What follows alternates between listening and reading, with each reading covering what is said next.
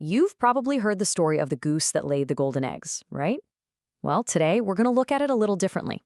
We're not just telling a fairy tale. We're going to treat it like a timeless case study, a real explainer on the self-destructive power of greed. All right, let's get into it. And this really gets to the heart of the whole thing. When exactly does a blessing become a curse? I mean, at what point does good luck turn into total disaster? It's a question that drove one man to ruin, and it's what we're here to unpack. So our story kicks off with an incredible, totally unexpected stroke of luck. It's all about this simple, almost guaranteed path to wealth that just seemed too good to be true. And, well, for this one man, it really was. So let's picture this. We've got a farmer who's not lazy, He's poor, sure, but he's a hard worker. Then one day, he buys this totally normal-looking goose. He has absolutely no idea his entire life is about to change forever. The very next morning, the farmer finds a solid gold egg in the goose's nest. And get this, it's not a one-time thing. Every single morning, like clockwork, there it is, another golden egg. We're talking about a consistent, reliable, almost magical source of wealth. It's like the ultimate long-term investment in a world that's obsessed with risky, get-rich-quick schemes. And what's so amazing here is just how simple the system was. It was a perfect, sustainable cycle. The goose lays an egg, the farmer sells the egg, and he gets richer. That's it. It's the kind of steady value that builds successful companies over decades, The complete opposite of gutting a business for one huge quarterly profit. And pretty soon, he's the wealthiest man in his entire village. And this is where the story takes a dark turn. That feeling of contentment starts to sour into something way more dangerous. Happiness gives way to this new, hungry emotion that starts to take root in the farmer's mind. Just think about that shift in his head. What used to be a daily miracle now feels slow. It feels frustrating. That guaranteed fortune that he was getting every single morning suddenly just wasn't enough.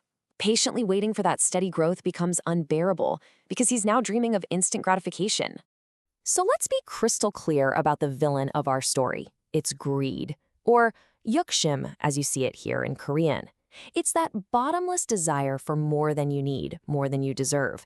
It's that feeling that you should have it all, right now, and that any kind of delay is just plain wrong. This is the poison that starts to infect the farmer's thinking. And this quote just perfectly captures the flawed logic that greed creates. It's the same kind of thinking that fuels all those get-rich-quick schemes that promise the impossible. He actually convinces himself of a total fantasy. Instead of seeing the goose as the miraculous source of the gold, he starts seeing it as just a container, a treasure chest that's just waiting to be busted open.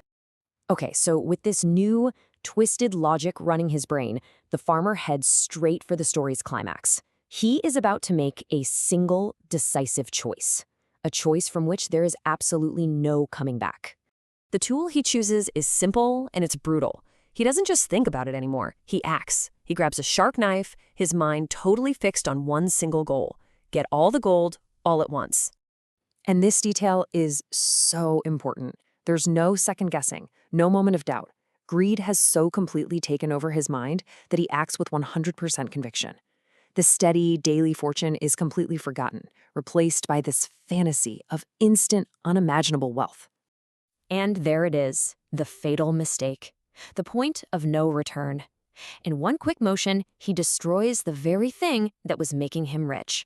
It's like clear-cutting a rainforest for a one-time payday, Sacrificing a permanent resource for a temporary profit. Can you imagine the shock?